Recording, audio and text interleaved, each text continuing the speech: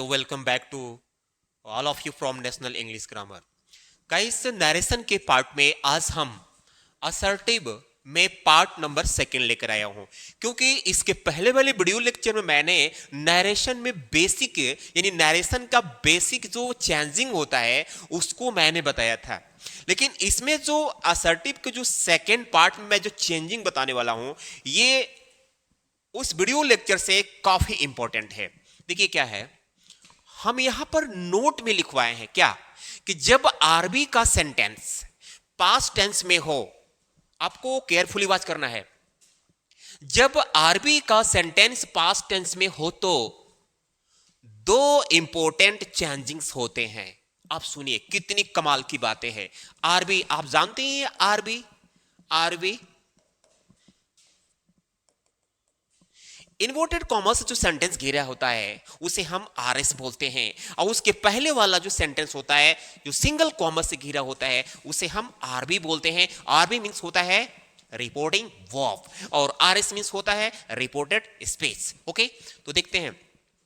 तो दो चेंजिंग्स होते हैं, दो इंपॉर्टेंट चेंजिंग्स होते हैं। फर्स्ट चेंजिंग है टेंस चेंजिंग, यानी टेंस कन्वर्जन, टेंस को टेंस में चेंज करेंगे। सेकंड चेंजिंग है सम इंपॉर्टेंट वर्ड्स, यानी कुछ ऐसे वर्ड्स हैं उस वर्ड्स को वर्ड्स में चेंजिंग करना होता है। तो चलिए मैं आपको टेंस चेंजिंग दिखाता हूं।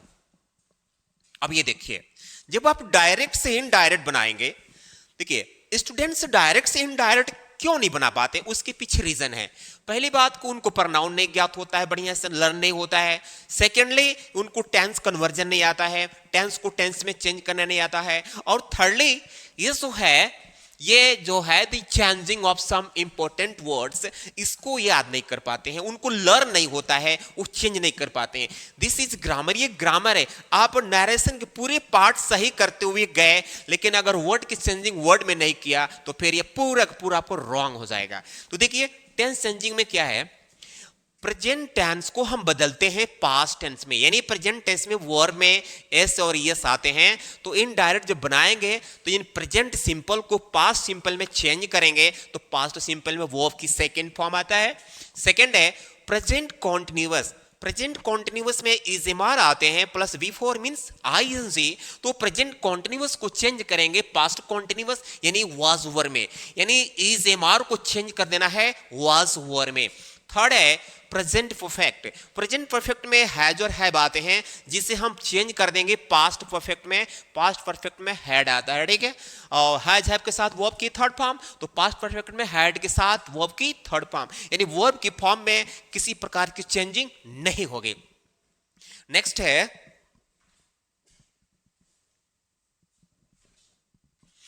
है प्रेजेंट परफेक्ट कॉन्टिन्यूअस, यानी हैव या हैज बीन, तो इसे आप पास्ट परफेक्ट कॉन्टिन्यूअस में चेंज कर देंगे यानी हैड बीन में। मेरे कहने का मतलब यह है कि हैज बीन या हैव बीन हो तो आप उसे चेंज कर देंगे हैड बीन में, लेकिन यहां भी V4 है तो यहां भी V4 रहेगा, यानी वर्ब में किसी प्रकार की चेंजिंग नहीं होगा। नेक्स्ट है पास्ट सिंपल, यानी पास्ट सिंपल को पास्ट में, यानी आप देखिए प्रेजेंट की चेंजिंग पास्ट में हुआ टोटली, लेकिन यहां से पास्ट की चेंजिंग पास्ट में हो रहा है, यानी पास्ट सिंपल को चेंज करना है पास्ट परफेक्ट में, यानी वर्ब की सेकेंड फॉर्म को पास्ट परफेक्ट में यानी हैड प्लस वर्ब की थर्ड फॉर्म में चेंज करना है। पास्ट कॉन्टिन्यूअस की चेंजिंग पास्ट परफेक्ट कॉन्टिन्यूअस में मीन्स है वाज वर आ जाए तो आपको चेंज करना है हैड बीन में। ओके, नेक्स्ट अब क्या है कि पास्ट परफेक्ट की चेंजिंग नहीं होगा, यानी आरएस का सेंटेंस अगर पास्ट परफेक्ट में लिखा हो तो आप उसको चेंज नहीं करेंगे, यानी किसी भी टेंस में उसे चेंज नहीं करेंगे। उसी तरह अगर पास्ट परफेक्ट कंटीन्यूअस टेंस हो, मींस अगर आरएस पार्ट में हैड बीन पहले से लगा हो और वर्ब की फोर्थ फॉर्म लगा हो तो आप इसे भी नहीं चेंज करेंगे। ओके, आई होप कि आप ये बात समझ में आ गया होगा।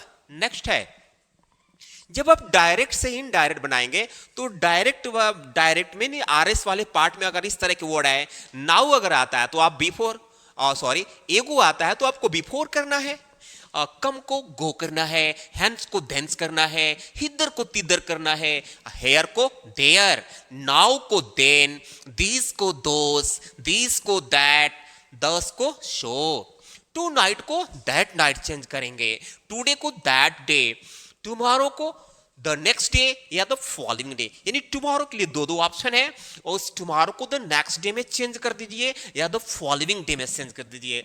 ये स्टडी के लिए भी टू ऑप्शंस हैं, क्या द प्रीवियस डे में चेंज कर दीजिए या द डे बिफोर में चेंज कर दीजिए। तो ये रहा आपके लिए important changings. In case you keep in mind these changings, then definitely you can change from direct to indirect. तो then let's start example here. यहां पर एग्जाम्पल है, मैं शुरू में लिखवाया था कि अगर आरबी का पार्ट पास्ट टेंस में हो, पास्ट टेंस में, तो आप इसमें तीन तीन दो दो चेंजिंग करेंगे, यानी तीन चेंजिंग इसलिए कर रहा हूं कि प्रोनाउन तो चेंज होगा ही, टेंस चेंजिंग होगा और इंपॉर्टेंट वर्ड्स चेंजिंग होगा। तो लेकिन एक बात समझ में नहीं आ रहा है, आपको कैसे पता चलेगा कि ये जो आरबी है, ये वाला पार्ट जो आरबी है, ये आप कैसे जानेंगे? ये आपको कैसे पता चलेगा कि ये पास्ट में है? नहीं ना। अगर आप नहीं जानते तो मैं बता दे रहा हूं, देखिए यहां पर बस सैड लिखा होगा, SAID, सैड से ही आपको जान लेना है कि ये वाला पार्ट आरबी में पास्ट में है, इसलिए इधर टेंस चेंजिंग भी होगा, प्रोनाउन चेंज तो पहले से हो रहा था, और जो इंपॉर्टेंट वर्ड्स हैं वो भी चेंजिंग होगा। तो चलिए कैसे बनाते हैं। अब देखिए, जब डायरेक्ट से हम इनडायरेक्ट बनाएंगे, तो अब ये डायरेक्ट में है तो इसको मैं डायरेक्ट कर रहा हूं, सी को सी लिखेंगे, मीन्स आरबी में जो सब्जेक्ट होता है उसमें किसी प्रकार की चेंजिंग नहीं, सी है तो सी लिखेंगे, और सेड के बाद अगर टू है तो उसे चेंज करेंगे टोल्ड में, और यहां पर जो भी ऑब्जेक्ट होगा उसे कॉपी कर लेंगे, और यहां पर कनेक्टर दैट। ओके, जैसे ही हम दैट लगाएंगे तो ये सिंगल कॉमा, इनवर्टेड कॉमा इधर का पूरा रिमूव हो गया, यानी हट गया। ठीक है, अब ये है, इसके पहले वाले वीडियो लेक्चर में पूरा मैंने प्रोनाउन का चार्ट बनवाया था, समझाया था, पूरा डिटेल समझाया था, तो अगर आप वो वीडियो देखे होंगे तो आपको समझ में आया होगा। तो इसमें मैंने बताया था कि सन 123 मैंने एक फार्मूला दिया था, बेटा 123, यानी फर्स्ट पर्सन को सब्जेक्ट के अकॉर्डिंग, सेकंड पर्सन को ऑब्जेक्ट के अकॉर्डिंग, और थर्ड पर्सन को नेट चेंजिंग। तो ये फर्स्ट पर्सन है तो फर्स्ट पर्सन के चेंजिंग सी के अनुसार, यानी सब्जेक्ट के अनुसार। तो जब आई को बदलेंगे सी में तो यहां पर हो जाएगा सी। ओके, अब ये टेंस को पकड़ेंगे कि इस टेंस का ये सेंटेंस है, अगर ये पास्ट में है तो, अगर ये प्रेजेंट में है तो पास्ट में होगा, अगर प्रेजेंट कॉन्टिन्यूअस है तो पास्ट कॉन्टिन्यूअस होगा। तो I take a bath daily with boiled water, मैं पर डे बॉइल्ड वाटर से बाथ लेता हूं, मतलब स्नान करता हूं, प्रेजेंट एंड डेफिनिट। तो प्रेजेंट एंड डेफिनिट को चेंज करेंगे पास्ट एंड डेफिनिट में, यानी वर्ब की सेकेंड फॉर्म है, तो बस टेक का अगर टुक कर देंगे ना तो पास्ट बन गया। इधर किसी प्रकार की चेंजिंग तो नहीं है, बस टूक अ बाथ डेली।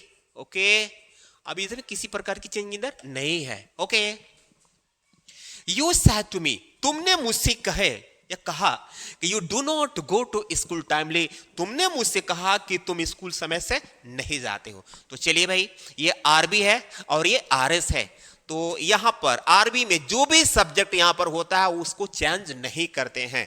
यू को यू लिखेंगे, सेड के बाद टू आया तो टोल्ड फिर से लिखेंगे, ऑब्जेक्ट मी तो फिर से मी कॉपी करेंगे, इस कॉमा को हटाने के लिए कनेक्टर यहां पर दैट लगाएंगे। ओके, लिखा है you do not go to school timely, तो यू आ गया, तो यहां लिखा है कि सेकंड पर्सन को ऑब्जेक्ट के अकॉर्डिंग, सेकंड पर्सन को ऑब्जेक्ट के अकॉर्डिंग, तो ये सेकंड पर्सन, इसमें सेकंड पर्सन कहीं भी आ जाए उसकी चेंजिंग ऑब्जेक्ट के अनुसार। अब आपके दिमाग में घूम रहा होगा कि सर ऑब्जेक्ट आएगा कहां, तो ऑब्जेक्ट ना इस टू के जस्ट बाद, यानी ये जो टू है ना यहीं पर आएगा। यहां पर मी कभी हो सकता है, कभी हिम हो सकता है, कभी हर हो सकता है, यानी यहां पर ऑब्जेक्टिव केस में ही ऑब्जेक्ट आएगा। ओके, तो यू को चेंज करेंगे मी में, तो ये दो चीज देखना होता है कि इधर वाला प्रोनाउन किस में है। जैसे सेकंड पर्सन का प्रोनाउन आ गया नॉमिनेटिव केस में, तो जब ये नॉमिनेटिव में है तो मी का नॉमिनेटिव करेंगे। अगर ये पोसेसिव में केस में होता तो इसको भी पोसेसिव केस में बनाते, अगर ये ऑब्जेक्टिव केस में होता तो इसको भी ऑब्जेक्टिव केस में रहने देते। ठीक, तो नॉमिनेटिव में यू है, तो जब ये नॉमिनेटिव में है तो मी का नॉमिनेटिव होगा आई। यस, अब ये देखेंगे सेंटेंस किसका है, तो प्रेजेंट एंड डेफिनिट का नेगेटिव है। प्रेजेंट एंड डेफिनिट के नेगेटिव में डू नॉट और डज नॉट आते हैं, तो डू नॉट और डज नॉट को चेंज कर देते हैं सिंपली डिड नॉट में। यस, डू नॉट आए या डज नॉट आए, आपको डिड नॉट में चेंज करना है।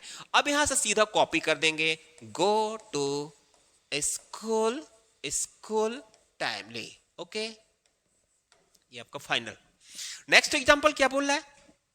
शी सेड टू अस, उसने हम लोगों से कहे, I had prepared the lunch for you, कि मैं आप लोगों के लिए लंच तैयार कर चुकी थी। चलिए, ये आरबी, ये आरएस, यहां पर जो भी सब्जेक्ट होता है सेम लिखते हैं। सैड टू को टोल्ड लिखते हैं। यहां जो टू के बाद जो ऑब्जेक्ट रहेगा सेम कॉपी हो जाएगा। ये फर्स्ट पर्सन फिर आ गया। देखिए, इस आरएस पार्ट में अगर फर्स्ट पर्सन के प्रोनाउन चाहे कितना भी बार क्यों ना आ जाए, उसके चेंजिंग सब्जेक्ट से ही होगा। लेकिन एक चीज इंपॉर्टेंट इसमें होता है, उसके केस बदलना होता है। अगर ये नॉमिनेटिव में है तो ये भी नॉमिनेटिव में बदलेगा, अगर ये ऑब्जेक्टिव में है तो ये भी ऑब्जेक्टिव में बदलेगा। ठीक है, तो ये नॉमिनेटिव में है तो आई को बदलेंगे सी में, तो यहां पर हो जाएगा सी। ओ सॉरी, यहां पर कनेक्टर लगाना मैं भूल गया। ठीक है, तो यहां पर कनेक्टर लिखेंगे दैट। ओके, आई को चेंज करेंगे सी में, तो यहां पर हो जाएगा सी। ठीक, अब ये वाला सेंटेंस हम पढ़कर पता करेंगे किस टेंस का है। तो ये पास्ट इंडेफिनिट का है। पास्ट इंडेफिनिट में हैड प्लस वर्ब की थर्ड फॉर्म आते हैं। तो जब ये आरएस का पार्ट पास्ट इंडेफिनिट टेंस में हो तो टेंस में किसी प्रकार का चेंजिंग नहीं होगा, क्योंकि ऑलरेडी मैं लिखा चुका हूं, अभी जस्ट बताया हूं। तो हैड लगा से पता चल गया कि पास्ट इंडेफिनिट में, तो सीधा यहां से कॉपी कर देंगे। हैड को लिखेंगे, प्रीपेयर्ड लिखेंगे।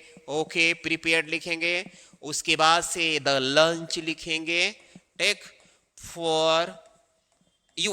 अब देखिए यू आ गया, यहां फर्स्ट पर्सन था तो सब्जेक्ट के अनुसार चेंज किया, सेकंड पर्सन आया तो ऑब्जेक्ट के अनुसार। ओके, सेकंड पर्सन को ऑब्जेक्ट के अनुसार। अब ये पता करेंगे कि किस केस में है, नॉमिनेटिव में है कि ऑब्जेक्टिव में है कि पॉसेसिव में है।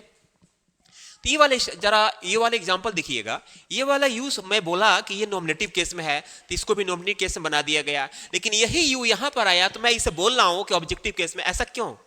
एक ही यू नॉमिनेटिव भी बन रहा है और ऑब्जेक्टिव भी बन रहा है, तो रीजन बता दे रहा हूं। देखिए, अगर शुरू में यू आया होगा तो नॉमिनेटिव होगा, यही यू लास्ट में आया होगा तो ऑब्जेक्टिव होगा। ये रीजन है। तो यू को चेंज करेंगे अस के अनुसार, तो ए भी ऑब्जेक्टिव में है और यहां ए भी ऑब्जेक्टिव में है, तो यू को चेंज करेंगे अस में, तो यहां पर होगा अस। ये आपका फाइनल हो गया।